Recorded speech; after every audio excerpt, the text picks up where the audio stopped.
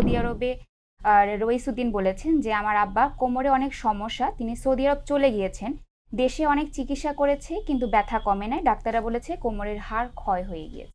আর ধন্যবাদ রইসুদ্দিন সাহেবকে। আপনার আব্বা কষ্ট পাচ্ছে, বয়স্ক মানুষ নিশ্চয়ই। তো যেটা আসলে যে অনেকেই বলছে আর ক্ষয় হয়ে যাচ্ছে, ক্ষয়টা কিন্তু ন্যাচারাল প্রসেস। ক্ষয়ের জন্য ব্যথা হবে না। ব্যথা হতে গেলে নিশ্চয়ই কোনো প্রবলেম আছে। যেমন অনেকের আছে যে চুল সাদা হয়ে যাচ্ছে বয়সের কারণে, এর কিন্তু কোনো ট্রিটমেন্ট প্রয়োজন নেই, কারণ এটাই ন্যাচারাল প্রসেস। ঠিক তাই একজন মানুষ যখন বয়স হতে থাকে তখন তার বিভিন্ন হাড়ের কিন্তু একটা ডিজেনারেশন হয়, বাট এই ডিজেনারেশনের কারণে ব্যথা হবে না।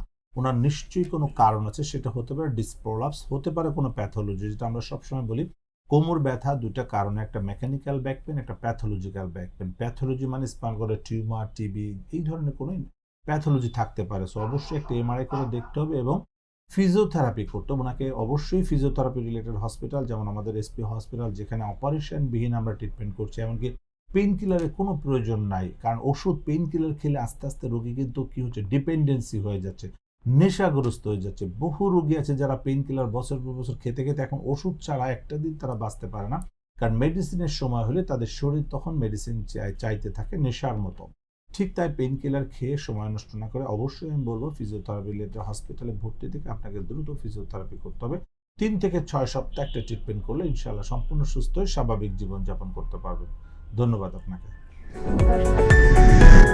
এসপি হাসপাতাল, আন্তর্জাতিক মানের পূর্ণাঙ্গ ব্যথা নিরাময় হাসপাতাল।